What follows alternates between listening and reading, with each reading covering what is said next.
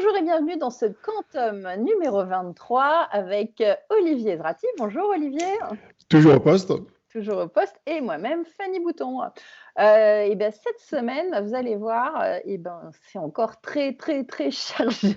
J'espère que le domaine quantique va nous laisser un peu de vacances pour les fêtes de Noël parce que là, pour l'instant, ça ne s'arrête pas. Et alors, de quoi on va parler? On va parler de la conférence ICFA, des annonces de la région Île-de-France, d'une nouvelle suprématie quantique chinoise. Attention, ne pas rater ce sujet-là. De l'annonce d'un nouveau benchmark proposé par Atos, d'Amazon qui se lance dans la création d'un calculateur quantique. Vont-ils nous livrer plus vite que la lumière? Et un peu d'actualité du côté des startups. Comme vous voyez, on ne va pas s'ennuyer. Alors, Olivier, pour commencer, la conférence quantique ICFA qui était gérée par Grenoble, a priori, ça a duré 3 jours. Est-ce que tu peux nous dire, c'est quoi ICFA déjà? Qu'est-ce que ça veut dire? En fait, c'est ce qu'on appelle un groupement de recherche qui est dédié à la science et à la recherche dans le domaine des technologies quantiques. Il est présidé par Sébastien Tanzili, qui est basé à Nice, et il contient des contributeurs du CNRS qui sont un peu partout en France. Et la conférence là, qui avait lieu pendant 3 jours, donc entre mercredi et vendredi dernier, du 2 au 4 décembre, donc en elle était webinaire. effectivement pilotée opérationnellement par les équipes de recherche de Grenoble, et notamment par la présidente de la conférence, Alexia Ofev, qu'on connaît bien, avec aussi des contributions du CEA, d'autres équipes du CNRS. Il y avait Tristan Meunier et Maud Vinet qui géraient notamment la dernière journée qui était dédiée au qubit. Il y avait Thierry Chanelière. Il y avait énormément de contributeurs en fait, de tout l'écosystème de Grenoble, en plus de contributeurs à l'échelle nationale. Et il y avait des modérateurs qu'on appelle les chairman dans les conférences scientifiques, comme Élie Diamanti, qui elle était basée à Paris, des contributions d'Elam Kachefi dans tout ce qui est télécom et crypto quantique. Donc c'était 3 journées où j'ai passé quasiment tout le temps, à part les coups de fil rivés au Zoom, et j'ai dû voir 30 conférences en tout. C'était extrêmement dense, avec beaucoup de matière. Et j'ai appris plein de choses. J'ai pris plein de notes. J'ai dû prendre une vingtaine de pages de notes pour la prochaine édition du bouquin. Alors, il y avait quelques interventions, je dirais, je ne veux pas vexer les autres intervenants, mais qui sortaient du lot, disons, qui étaient remarquables. Il y en avait une notamment de Craig Gidney de Google AI, qui était intéressante. Il y avait un certain Jason Peta, que je ne connaissais pas, de Princeton, qui donnait son point de vue sur les évolutions des qubits à spin d'électrons, qui est la même filière que celle sur laquelle le CEA, l'ETI et le CNRS travaillent à Grenoble. Mm-hmm. Et puis, il y avait un autre point qui m'a favorablement impressionné et, je dirais, surpris, c'était le choix éditorial de mettre en avant beaucoup de thésards. Parce que d'habitude, dans les conférences, tu vois j'allais pas dire les vieux croutons, mais tu vois les chercheurs établis. Donc là, tu avais un mélange de chercheurs établis, de chercheurs étrangers et de thésards français et étrangers, mais surtout des thésards basés en France. Donc, c'était rafraîchissant de voir que des jeunes, on leur donne leur chance de s'exprimer et qu'ils peuvent présenter leurs travaux, et des travaux dans l'air du temps, sur les qubits, sur la métrologie, sur les télécoms, sur la photonique. J'ai découvert d'ailleurs la grande diversité des activités, aussi bien au CNRS qu'au CEA, même au niveau des qubits. À Grenoble, par exemple, il y a des gens qui travaillent sur des qubits supraconducteurs, même au LETI, en plus de ceux qui travaillent sur des qubits silicium. Il y en a d'autres qui travaillent sur de la photonique, mais plutôt des circuits de photonique qui peuvent servir à plein de technologies différentes. Donc en fait, c'est dans ce genre de conférence qu'on découvre la richesse technologique des laboratoires en France et à l'étranger, et de se rendre compte aussi que derrière, il y a un beau potentiel, je dirais ultimement, d'entrepreneuriat pour celle des technologies qui pourraient aboutir à des produits commercialisés. Alors, à noter aussi la présence de Jean-Philippe Bourgoin, qui était présent et qui décrivait l'état du plan quantique, toujours pas encore annoncé par le président. Qu'est-ce qu'il a raconté justement là-dessus? Alors Jean-Philippe, c'est le conseiller de la ministre Frédérique Vidal au ministère de la Recherche et de l'Enseignement supérieur. Et donc, en fait, il a dévoilé quelques éléments du plan que même Cédric O n'avait pas osé dévoiler quand on l'avait interviewé pour la QCB le 4 novembre dernier. Il a dévoilé, enfin Thierry Breton avait déjà levé le poteau rose dans une interview pour la recherche, il a dévoilé le fait que le plan représentait 1 milliard d'euros d'investissement sur 5 ans. Bon, c'était un secret de polichinelle dans l'écosystème quantique, tout le monde connaissait. Il a même évoqué des éléments de gouvernance du plan quantique, avec le rôle des organismes nationaux de recherche, comme le CEA, le CNRS et l'INRIA.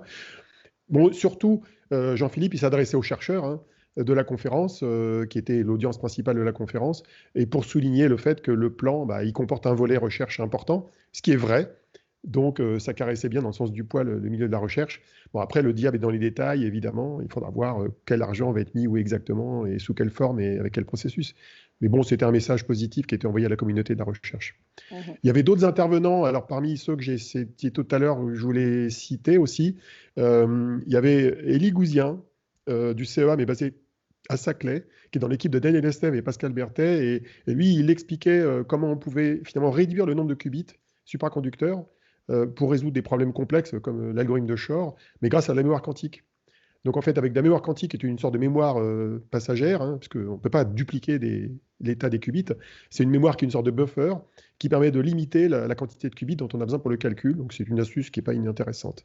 Il y avait aussi une intervention de Ségolène Olivier, du LETI, donc à Grenoble, qui, elle, évoquait le développement des plateformes de photonique intégrées sur le silicium, donc ce que j'évoquais juste avant. Donc ça, c'était pas inintéressant.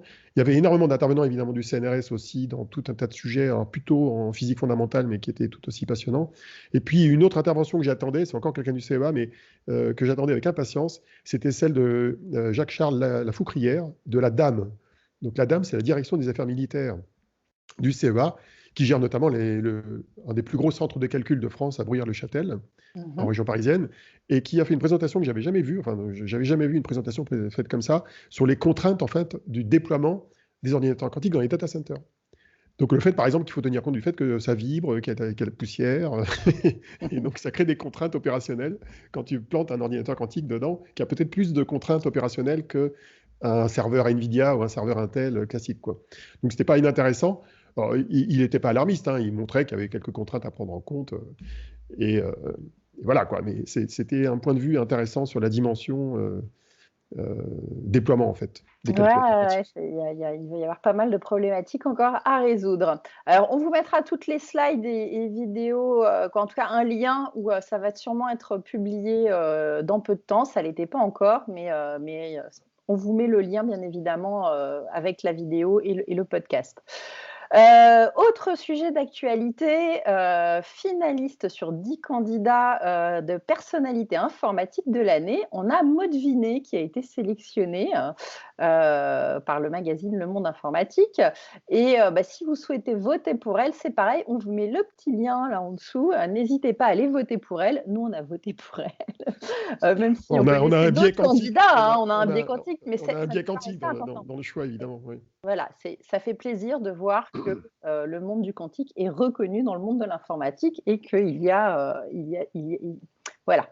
Donc, n'hésitez pas à aller voter si vous suivez nos ambitions.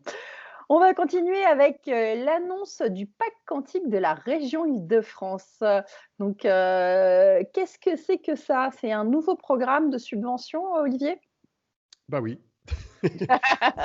Bon, alors, pendant combien la région... Non, mais ce qui est assez marrant, c'est que l'État n'a pas lancé son plan, mais la région Île-de-France a dégainé plus vite. C'est plus simple, c'est à une plus petite échelle. Puis ils n'ont pas à attendre le président de la République comme pour le plan quantique national. Donc ils ont en fait annoncé un programme de subvention qui est doté, alors ce n'est pas les mêmes montants que le milliard d'euros national, de 1,5 million d'euros sur 3 ans, qui va consister à financer des projets plutôt proches de l'industrie, on va dire, proches des applications et des usages. Et ils ont annoncé les 3 premiers projets de ce programme qui est étalé sur 3 ans. Donc, en gros, des projets qui vont chacun recevoir environ 200 000 euros. Donc, il y a un projet qui associe la startup Pascal et EDF pour développer un projet d'optimisation du plan de charge des véhicules électriques. Donc, ça, c'est un problème d'optimisation classique qui est adapté au calcul quantique.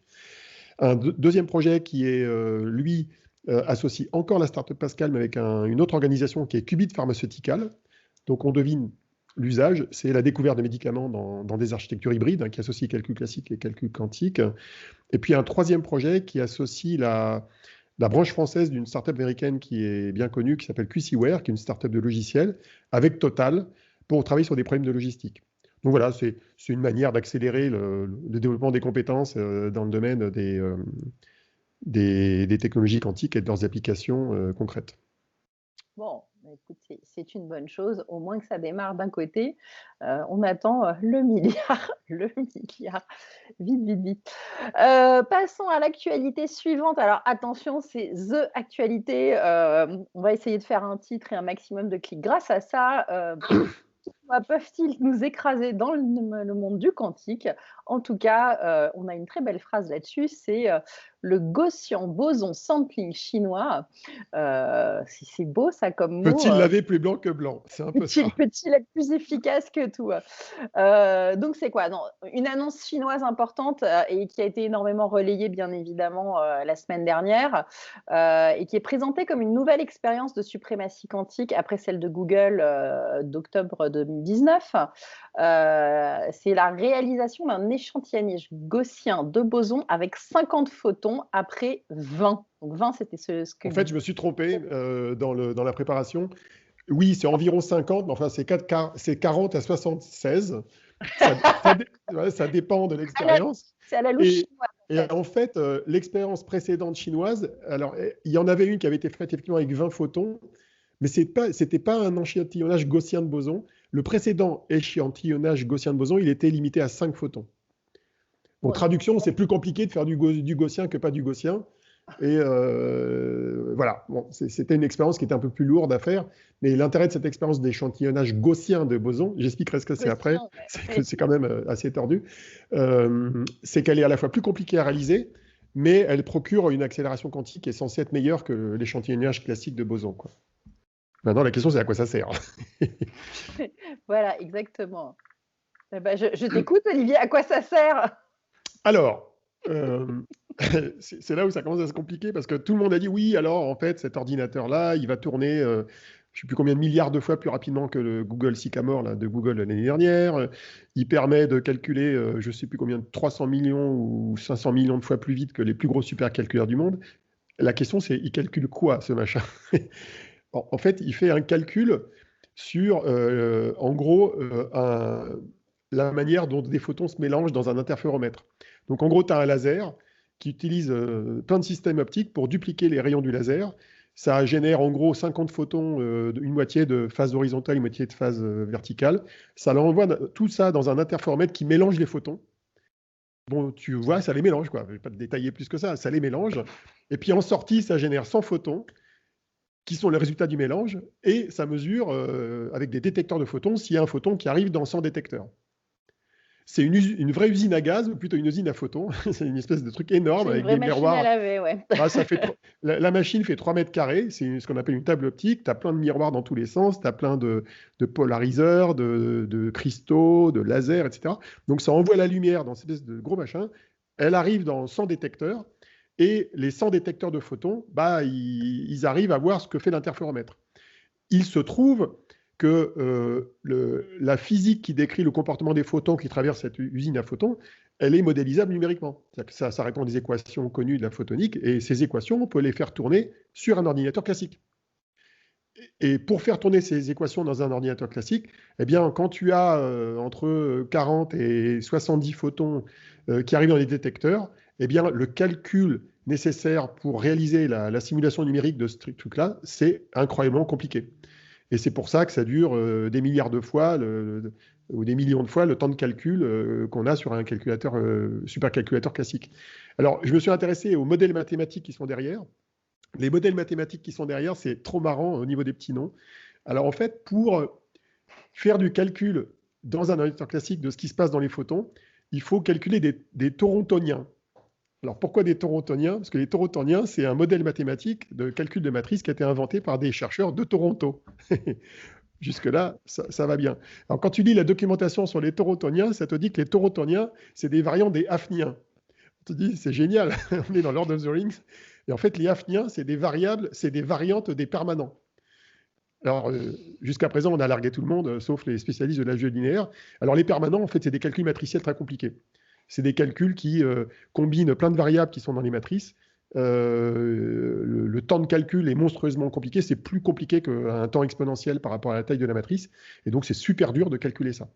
Le problème de fond, c'est que c'est de se poser la question de quel est l'intérêt de simuler numériquement un mélangeur de photons.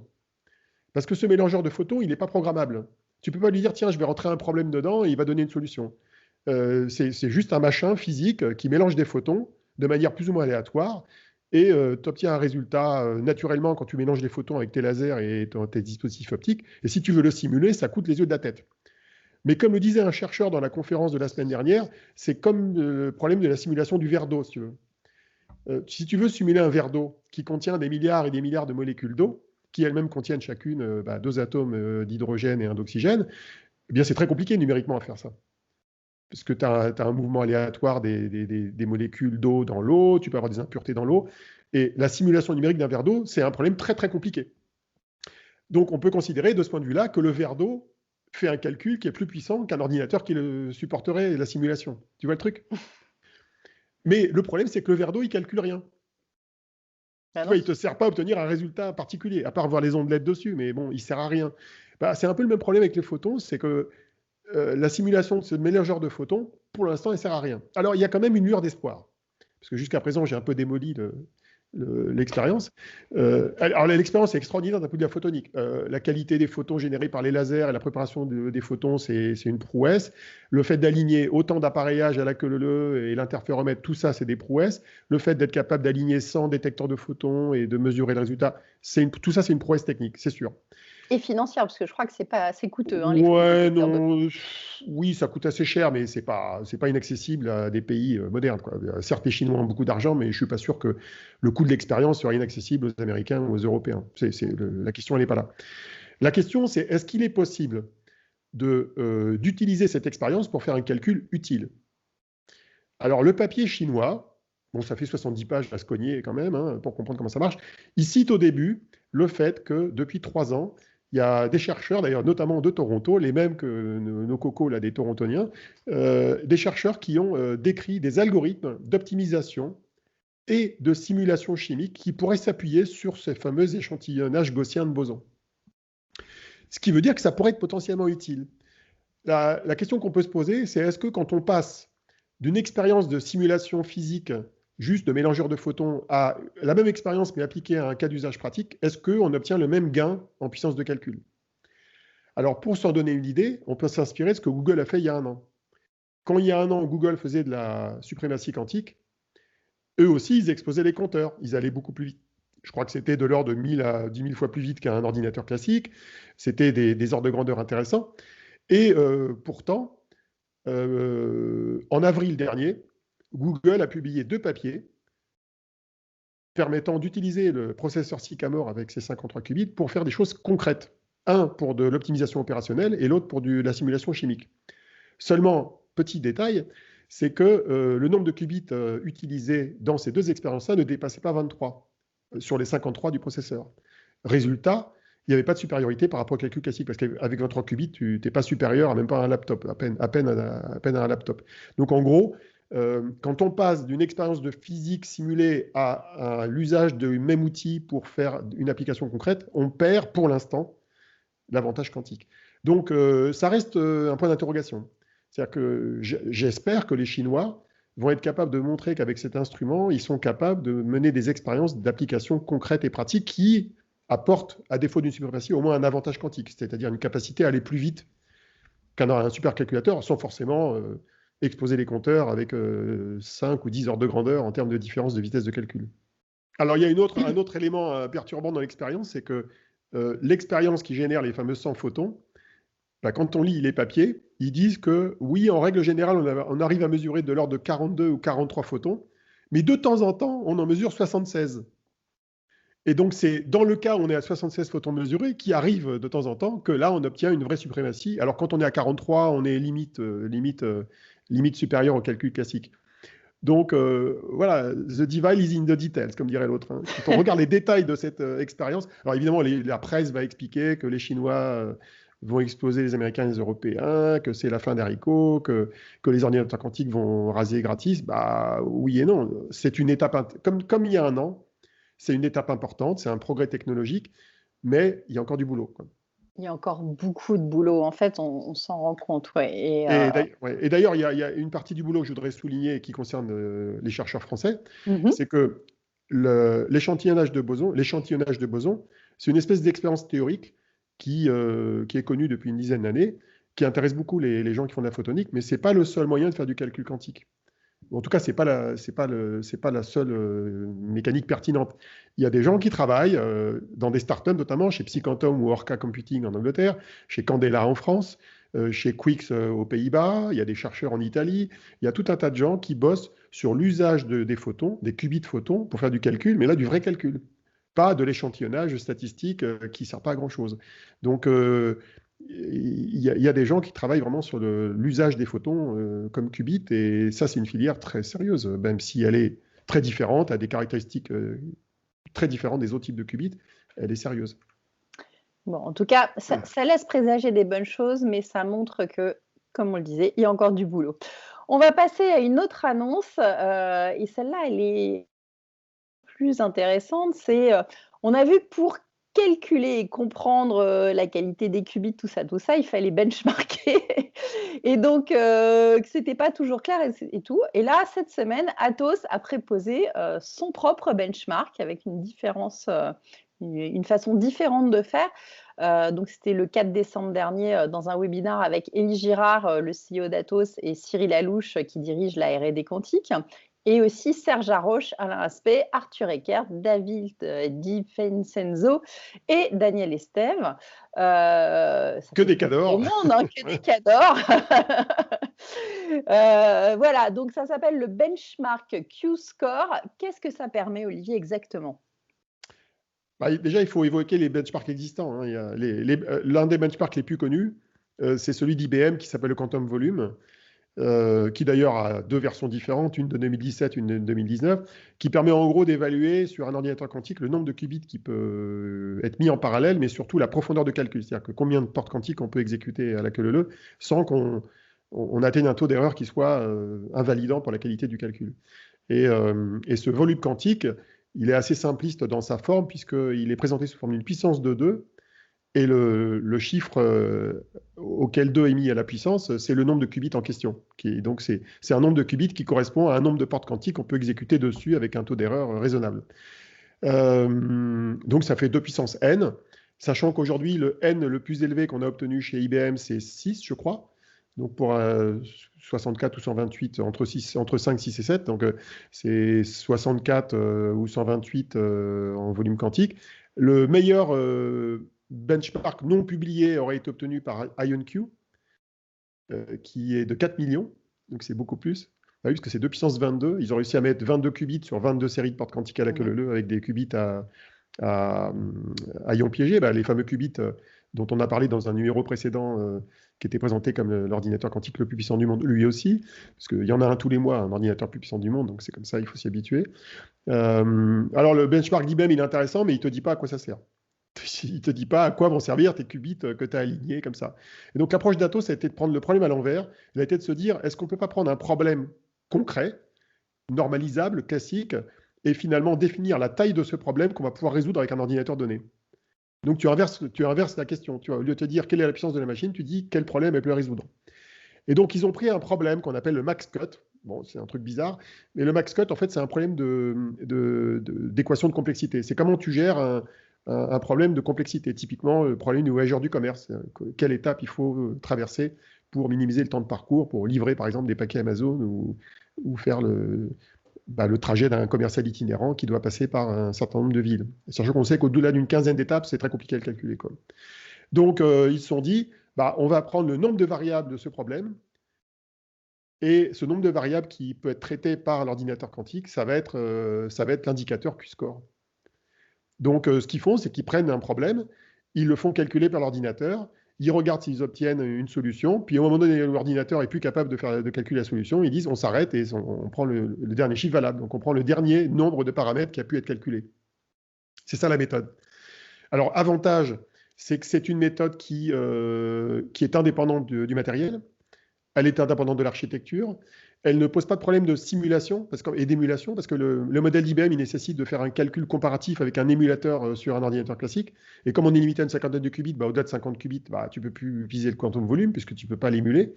Alors que là, tu n'es pas contraint par cette émulation. Parce que tu peux vérifier que la solution est bonne sans avoir à faire appel à une très grosse machine, en fait. Typiquement, dans les problèmes de complexité, le temps de calcul peut être exponentiel, mais le temps de vérification, il est au pire polynomial. Donc, ce n'est pas très grave. Donc, on peut calculer ça sur une machine normale. Donc, voilà le principe. C'est concret, c'est pratique. Il y a du code qui sera proposé en open source au début de l'année prochaine. Et ils vont commencer par benchmarker ça sur leur propre émulateur. Et puis après, ils proposeront aux universités, aux chercheurs et à d'autres de faire leur propre benchmark sur les machines du marché. Bon, donc une bonne solution qui paraît un peu plus concrète et un peu plus... Alors, elle est plus concrète, mais elle n'est pas complète.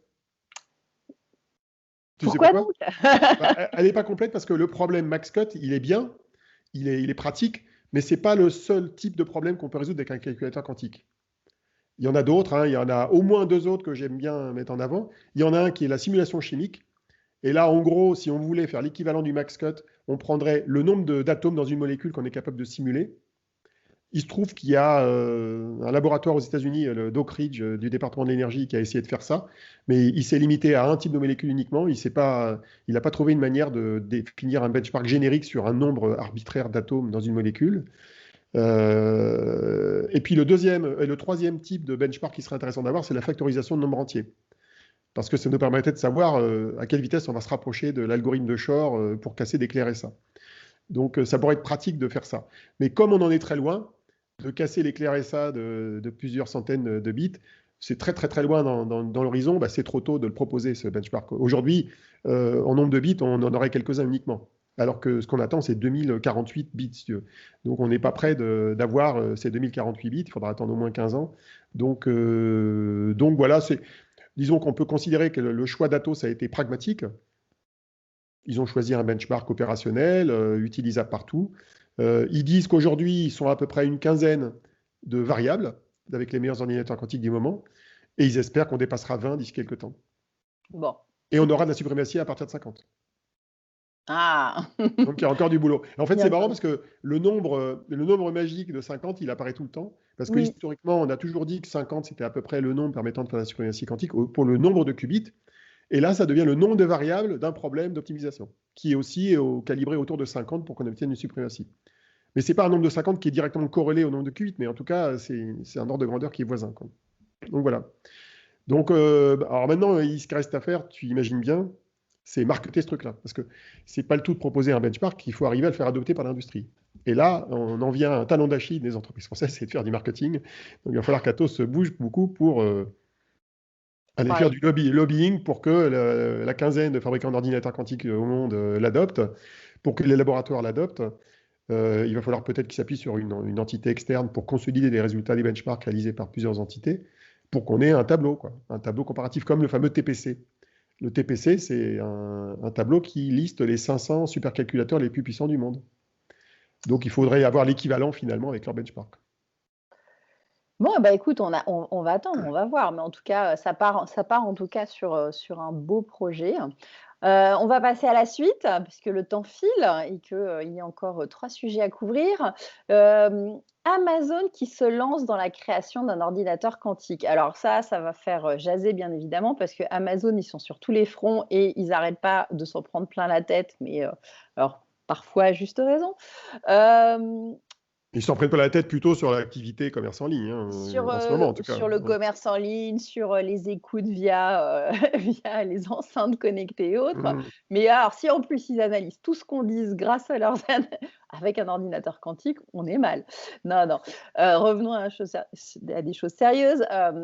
Ils s'orientent un peu plus sur la façon dont travaille la start-up française Alice et Bob. Ils partent sur une filière de qubits supraconducteurs avec des qubits de chat à tolérance de panne. Qu'est-ce que c'est que ça, Olivier? Des qubits de chat. Les qubits de chat, en fait, c'est des qubits... en américain, c'est 4 qubits. Hein.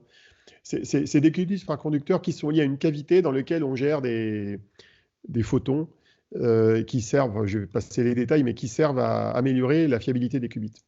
Donc c'est un peu comme si on avait des qubits qui intégraient une fonction physique de correction d'erreur, pour faire simple.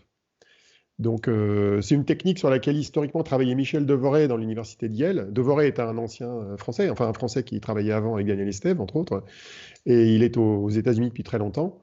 Et il est à l'origine de cette filière, qui a été reprise par ses propres thésards, comme Zaki Lektas. Et Zaki Lektas, qui travaille à l'INRIA, c'est en fait le prof de thèse des fondateurs d'Alice and Bob. Donc, tu as une filiation française sur 3 générations de thésards sur le sujet. Et donc, certains des chercheurs travaillant là-dessus aux États-Unis ont été embauchés par Amazon.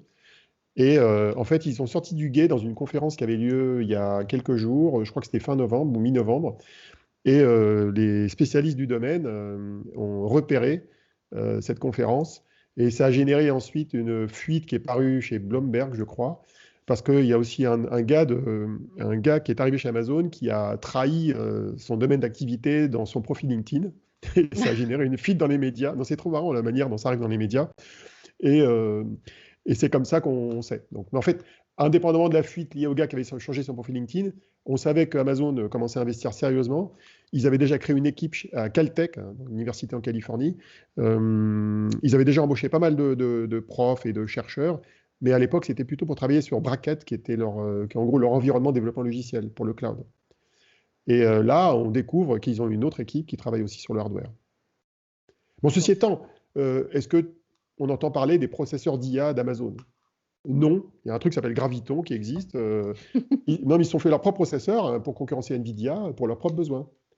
Mais on n'en parle pas beaucoup parce qu'ils le font que pour leur usage propre. Donc, ça n'est pas diffusé à d'autres constructeurs de serveurs. Donc, on en entend peu parler. Donc, je ne sais pas quelle signification il faut donner à cet investissement. Tu avais vu au début de l'année, enfin, fin 2019, et puis après au mois d'août, qu'Amazon avait lancé sa propre offre de calcul quantique dans le cloud, comme Microsoft, mais avec des calculateurs externes. Donc, chez Amazon, ils font appel à Honeywell et IonQ, qui ont tous les deux des qubits à ion piégé, et puis D-Wave, qui fait du calcul à recueil quantique, qui est le plus ancien des fournisseurs d'ordinateurs quantiques dans le monde. Et donc, bon, c'est clair que c'est comme aujourd'hui dans les serveurs d'IA de Amazon, il y a du Intel et du Nvidia, mais il y a du Graviton. Voilà, c'est pareil, ils aimeraient bien avoir leur propre processeur et développer leur propre solution, quoi. Non, mais ils touchent sans y toucher, mais mine de rien, ils sont bien présents. Et surtout, ce qu'il y a d'intéressant aussi, c'est, tu le disais, c'est qu'il y a encore quand même pas mal de Français. Du coup, c'est quand même des fuites de têtes pensantes. Ouais, c'est vrai, mais en fait, Alors, c'est bien parce qu'on est il partout, n'y en a pas tant que mais ça. Il n'y en a non. pas tant que ça. C'est-à-dire qu'en fait, quand tu compares le monde de l'IA et le monde du quantique, je me suis amusé à faire un peu le trombinoscope des grands chercheurs français dans ces deux disciplines. Tu as énormément de chercheurs français issus des laboratoires, donc CNRS, INRIA, etc., qui sont effectivement devenus des CTO ou des chercheurs de renommée internationale dans les grands acteurs américains. On prend François Chollet, par exemple, chez Google. On peut penser à Nicolas Paperno aussi, qui est chez Google, qui travaille sur l'IA explicable. En plus d'évidemment Yann Lequin, qui est chez Facebook. OK, il y en a beaucoup comme ça. Eh ben, dans le domaine du quantique, pas tant que ça. Il y en a quelques-uns. Il y a un Français dont j'ai le nom qui travaille chez Rigetti. Il y a effectivement Michel Devoret, qui est scientifique à Yale. Mais il n'y en a pas tant que ça. Il n'y a pas eu d'exfiltration Pour aussi l'instant, forte ça que ça. reste Alors, tranquille. la raison c'est peut-être que le marché est relativement jeune. Il n'y a pas encore autant de recrutement qu'il y en a eu dans l'IA. Bon, enfin bon, d'ailleurs, c'est presque miraculeux quand tu vois la quantité de chercheurs qui bossent au CNRS en France, qui est quand même pas l'endroit où tu es le mieux payé de la Terre, de voir que les gens sont encore fidèles à leur mission de recherche publique, alors que la concurrence est rude et elle va être de plus en plus rude. Donc, par certains côtés, je leur tire mon chapeau parce que c'est facile d'être attiré par le secteur privé, et surtout Ouais, mais c'est quand il ça, paye bien. on peut leur tirer on peut tirer le chapeau pour ça, mais on peut aussi rappeler qu'il faut qu'on fasse attention à ces chercheurs et qu'on les couvre Oui, parce que ça va commencer à être très problématique de les garder. Et tout à fait. la jeune génération se pose quand même régulièrement la question de si j'avais le choix, qu'est-ce que je vais faire? Et il faut vraiment qu'on les couvre et qu'on redonne aussi un peu de valeur à cette filière de la recherche, c'est vraiment important. Bah, d'ailleurs, je l'ai constaté dans la conférence la semaine dernière, parce que pendant cette conférence, il y avait ce qu'on appelle les poster sessions. Alors, pour ceux qui ne connaissent pas le monde de la recherche, une poster session, c'est en gros un moment dans un bref d'une conférence pendant lequel les jeunes chercheurs présentent sur un grand poster, un peu comme des témoins de Jéhovah, leur activité. Et donc, les visiteurs qui sont dans la pause, ils se baladent de poster en poster, ils disent c'est quoi ton truc, qu'est-ce que tu fais? Alors, pour un néophyte, tu comprends rien et c'est de la physique quantique, mais quand tu es spécialisé, c'est intéressant. Et donc, je me suis baladé comme ça, de poster en poster, et c'est vachement sympa, mais en virtuel. Donc, j'avais une espèce de salle virtuelle de poster.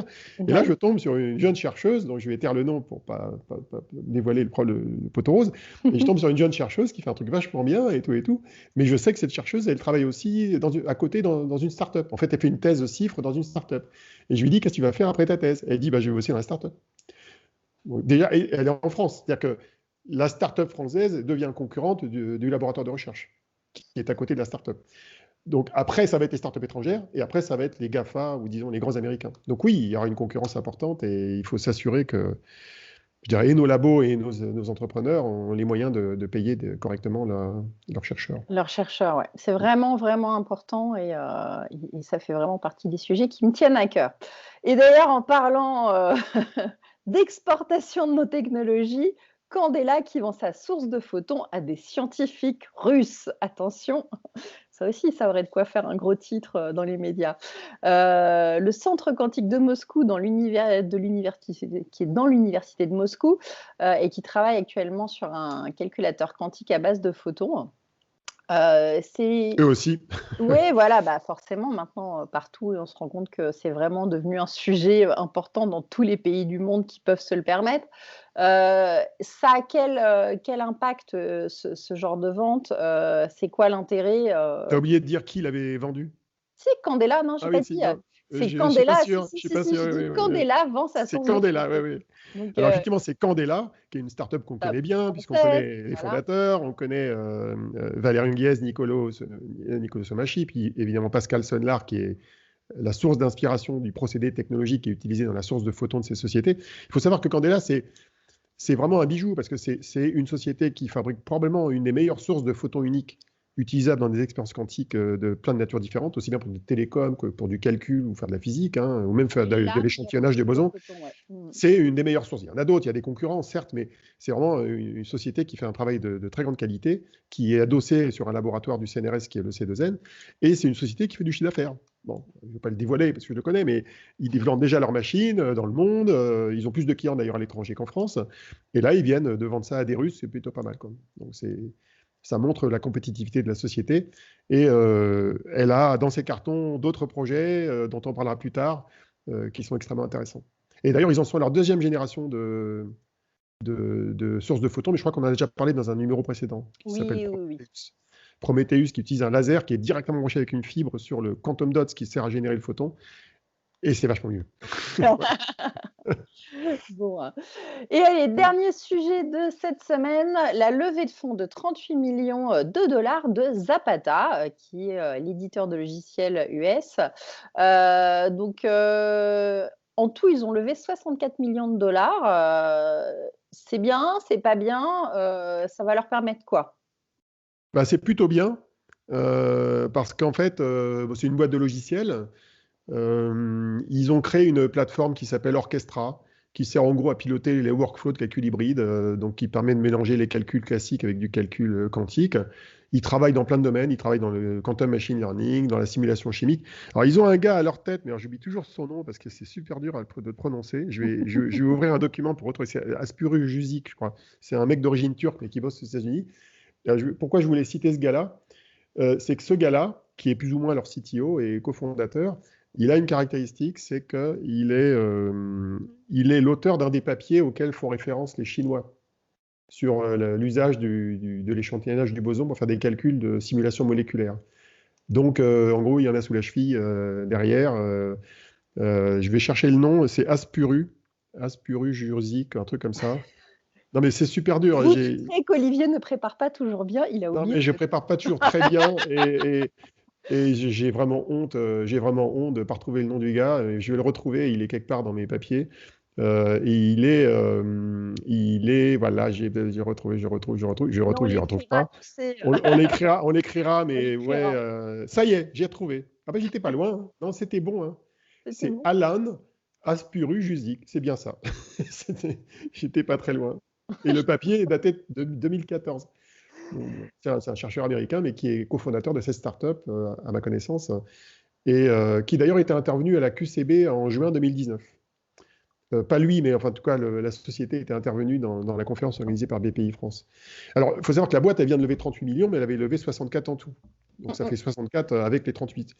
Donc, voilà. Alors, je ne sais pas si ça les place comme la meilleure start-up en levée de fonds côté logiciel, mais peut-être pas loin. Hein. Parce que la plupart des startups qui ont levé plus de 50 millions, à ma connaissance, c'est plutôt des startups du hardware. C'est des Rigetti, des D-Wave, des Psyquantum. Il y a très peu de boîtes de soft quantique qui ont levé plus de 20 millions de têtes. Hein. Faudrait que je retrouve mes tableaux, mais... c'est dans la logique de ce qui devrait se faire, puisqu'on sait qu'il faut que les softwares maintenant se développent pour pouvoir faire tourner les machines qui arriveront derrière. Donc c'est plutôt bien, ça va dans le bon sens. Ça va dans le bon sens et ça me permet de soulever un point critique pour la France, c'est qu'on n'a pas assez de startups dans le logiciel quantique. Beaucoup de gens dans l'écosystème, comme Christophe Jurzac, de Cantonation, s'en lamentent à juste titre. Il faudrait qu'on ait à la fois plus de chercheurs, plus de développeurs et plus de startups. Alors évidemment, c'est des startups qui ne vont pas toutes réussir. Hein. Le principe base de la startup, c'est que toutes ne réussissent pas, évidemment. Il y en a quelques-unes qui arrivent à exploser.